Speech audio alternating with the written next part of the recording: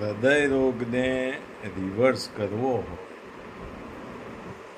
તો એક તો ટાઈપ એ પર્સનાલિટી ના બનવું, બહુ એન્ઝાયટીમાં ન રહેવું.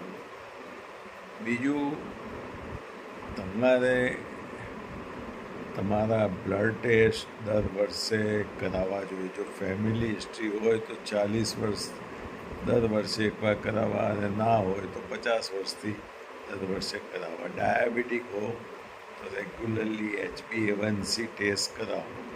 પણ હૃદય રોગ રિવર્સ કઈ રીતના કરવો? ખાલી બાયપાસ ને એન્જિયોપ્લાસ્ટી જ છે? ના. Bypass and angioplasty is just temporary phenomena to relieve chest pain. They don't prevent secondary heart attack or prevent death. This is American Heart Association is saying.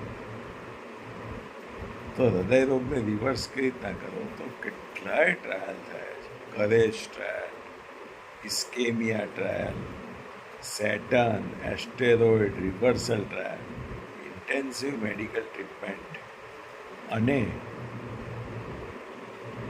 નેચરવાળા શાકભાજી અને ફૂડ, જેમ કે તમે પોમેગ્રેનેટ જ્યુસ રોજ half glass પીઓ,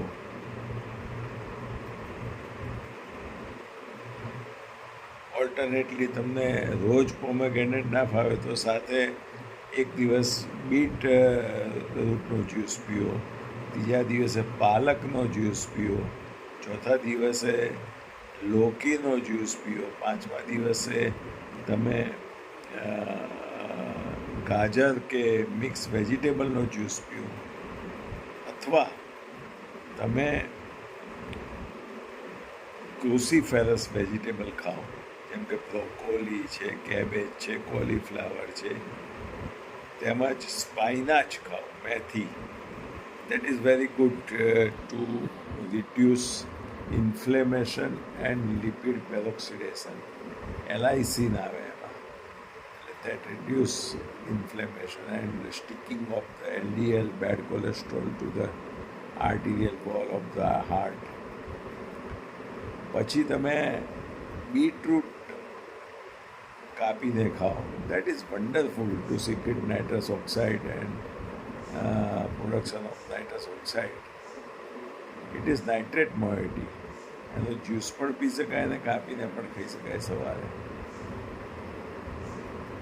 Then you can use turmeric.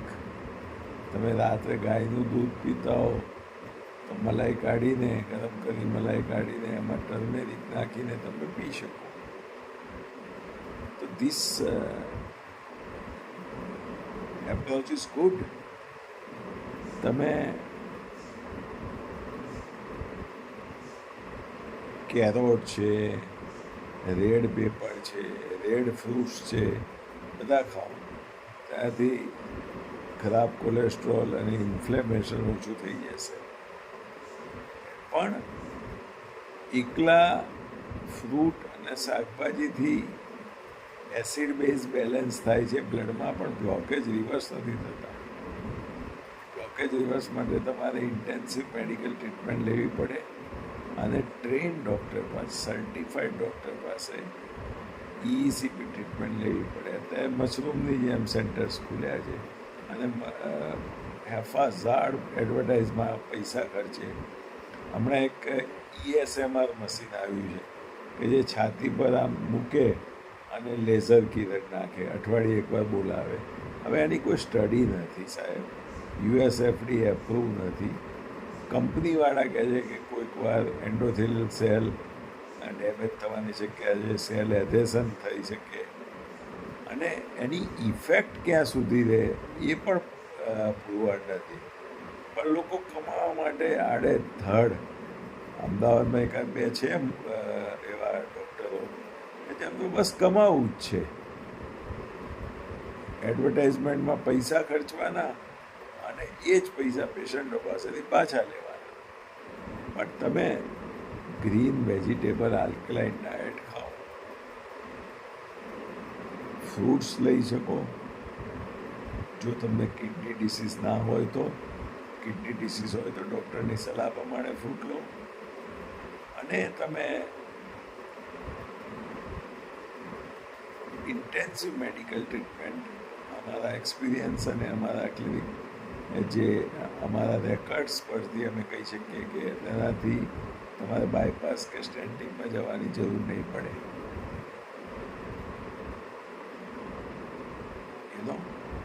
સો એટલી સરસ દવાઓ શોધાઈ છે, એટલા સરસ એન્ટી થ્રોમ્બોટિક ઇન્જેક્શન શોધાયા છે, એટલા સરસ એસટી એલિવેશન માટે ફાઇબ્રિન સ્પેસિફિક થ્રોમ્બોલાઇટિક શોધાયા છે. Why to go for stenting? અને સૌથી અગત્યની વાત, ચાહે તમારું 90%, 99%, 100% આર્ટરી બ્લોક હોય, 80% હોય, 70% હોય, તમને ચાલતા ચેસ્ટ પેન થાય કે શ્વાસ ચડે અને તમે ઓક્સિજન ઉપર નથી અને તમને ભલે બ્લોકેજ બતાવ્યો, કારણ કે તેમાં અલ્ટ્રાસાઉન્ડ નથી નાખતા, તમે બિંદાસ ડિસ્ચાર્જ લઈ લો. જો તમને હોસ્પિટલમાં ચેસ્ટ પેન ના હોય અને તમે ઓક્સિજન પર ના હોય તો, શ્વાસ તમને ના ચડતો હોય અને હૃદયનું પમ્પિંગ ઓછું હોય તો તરત ડિસ્ચાર્જ લઈ અને તમે ECP treatment train certified doctor કે જે ઇન્ટરનેશનલ બોડી દ્વારા સર્ટિફાઈડ હોય અને એને એક્ઝામ પાસ કરી હોય તેવા કાર્ડિયોલોજિસ્ટ પાસે લો, કે જે અમે કામ કરીએ છીએ. અમદાવાદમાં અમારા 2 સેન્ટર છે, પણ અમે એવા કોઈ લાખોના એડવર્ટાઇઝમેન્ટમાં પ્રચાર નથી કરતા, કારણ કે અમે પેશન્ટ સેન્ટ્રિક છીએ. પેશન્ટને શું ફાયદો થાય એમાં માનીએ છીએ. લોકો મની સેન્ટ્રિક હોય છે, કે જે એમને કેટલો ફાયદો થાય અને કેવું એમના નામ વધે, રિવ્યૂ વધે, અને આ બધું એક મેનિયાક પર્સનાલિટી કહેવાય એવા એ ડૉક્ટરો હોય છે. અને જે ગ્રાઉન્ડ લેવલે કામ કરતા હોય તે સીધું કામ કરે, ઓટોમેટિક પેશન્ટો આવતા હોય. એટલે પ્લાન્ટ બેઝ વેજીટેરિયન ડાયટ ખાઓ.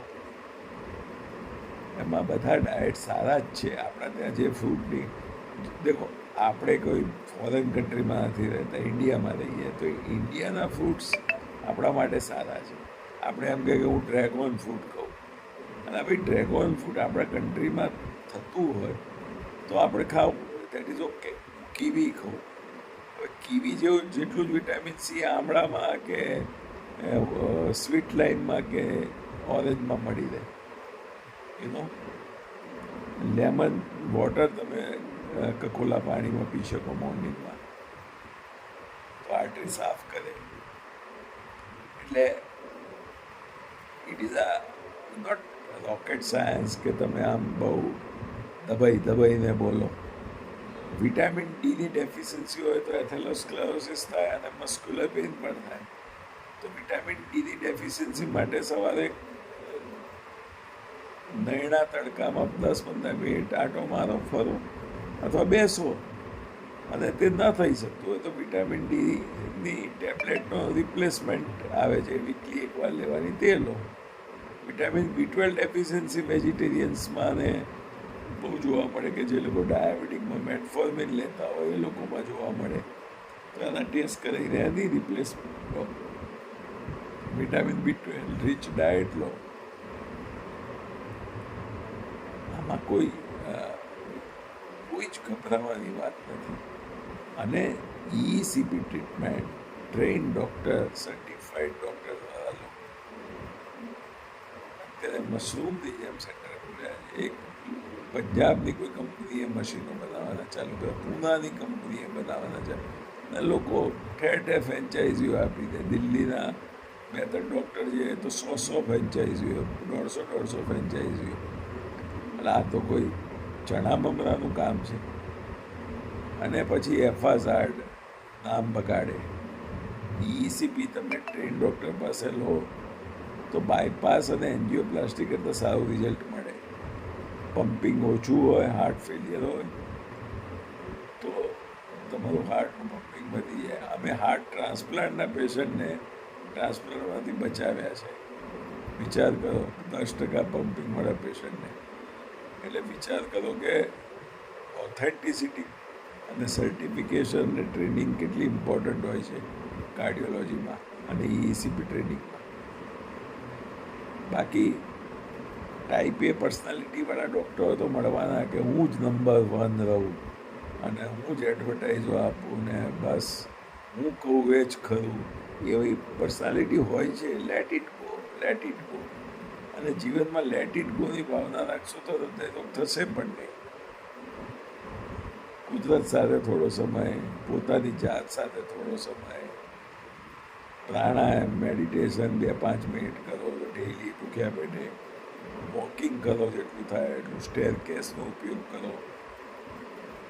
એવું નથી કે આટલા ડગલા ચાલવાથી જ આટલા ટકા હૃદયરોગ ઓછો થઈ જાય છે. બધું અમેરિકન પ્રોપેગન્ડા છે. આપણે આપણી એક્સરસાઇઝ ટોલરન્સ પ્રમાણે ચાલી લેવાનું, રાતે હળવો ખોરાક ખાવાનો, વ્યસન નહીં કરવાના,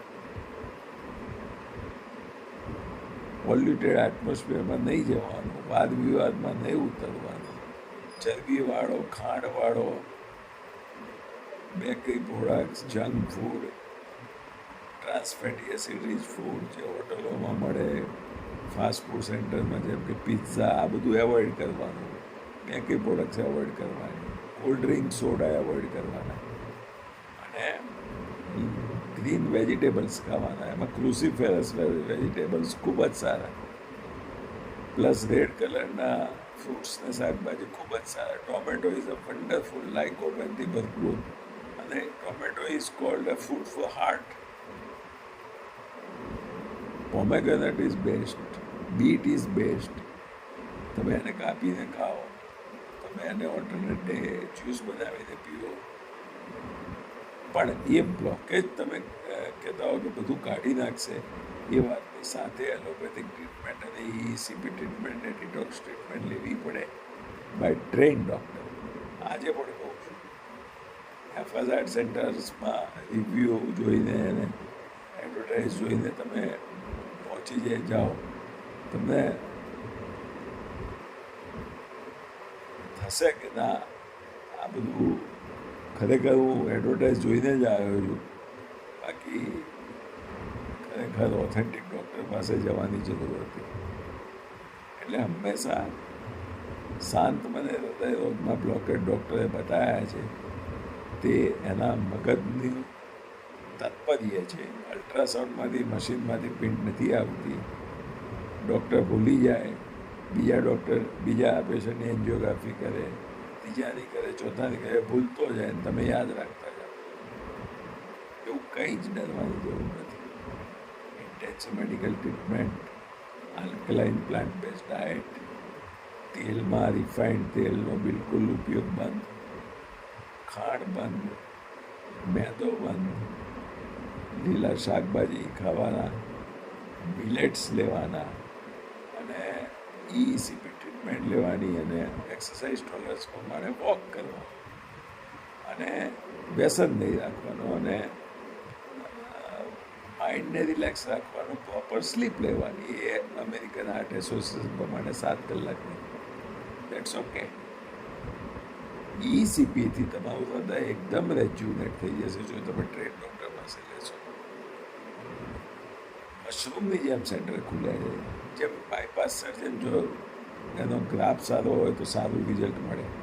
ઘણી વાર 10 વર્ષ સુધી બાયપાસ ચાલતી હોય, 12 વર્ષ સુધી ચાલતી હોય. એમ ECPમાં પણ ટ્રેન ડૉક્ટર હોય તો તમને લાઈફ લોંગ રિઝલ્ટ મળે, કોઈ વાળકાપ વગર. સ્ટેન્ટમાં પણ એવું છે. સારો ડૉક્ટર હોય ટ્રેન સર્ટિફાઈડ તો એ સારું સ્ટેન્ટ પ્લેસમેન્ટ કરે. જ્યારે બીજા ડૉક્ટરો હેફાઝાર્ડ ઘણી વાર પેશન્ટનો એન્ડોથેલિયમ બ્રીચ કરી નાખે અને પેશન્ટ કોલેપ્સ થઈ જાય. એટલે હંમેશા ડીપલી થિંક કરી અને કયા ડૉક્ટર પાસે ટ્રીટમેન્ટ લેવી તે ખૂબ જરૂરી છે. બાકી અમે તો એશ્યોરન્સ આપીએ છીએ કે ઓછા પમ્પિંગવાળા પેશન્ટનું પમ્પિંગ વધારવું, ઇન્ટ્રિન્સિક માયોકાર્ડિયલ કોન્ટ્રાક્ટિલિટી વધારવી, અને હૃદયનો બ્લડ સપ્લાય વધારી નેચર બાયપાસ કરવું. That is our aim by non surgical way, and we are doing it since 12 years and efficient way. આજે ઓલ ઓવર ઇન્ડિયામાંથી એબ્રોડથી પેશન્ટ આવે. એટલે સર્જિકલ ઇન્ટરવેન્શનમાં થાક્યા હો તો પણ તમે ECP લઈ શકો. અમારી પાસે એક પેશન્ટ હતા કે બાયપાસ કરાયું, નાગપુરથી આવ્યા હતા, બાયપાસ કરાયું, સ્ટેન્ટ બે નખાયા, પછી એનું સન અહીંયા એમના CRO છે, ફાર્માસ્યુટિકલ કંપની CRO, એમણે મારી પાસે ટ્રીટમેન્ટ લેવડાવી તો એમને ECP ટ્રીટમેન્ટ લીધા 10-15 સિટિંગમાં તો એમને સોર્બિટેટ લેવાનું બંધ થઈ ગયું. 15-20 સોર્બિટેટ પર ડે લેવી પડતી હતી. એમણે પૂરો કોર્સ કર્યો, આજે સોર્બિટેટ ફ્રી છે. So what is that? ઘણા 30% પમ્પિંગવાળા પેશન્ટોના પમ્પિંગ 60% થઈ જાય, સિમ્ટોમ ફ્રી થઈ જાય. 10% પમ્પિંગવાળા અત્યારે અમારે ત્યાં ટ્રીટમેન્ટ લઈ રહ્યા છે. We are giving with a special protocol. So take ECP along with medical treatment and diet, proper plant-based diet and high fiber diet, and avoid outside junk food, avoid refined oil. You will enjoy life. Avoid sweets. खांड को बंद करो. आपका हृदय आपको धन्यवाद करेगा.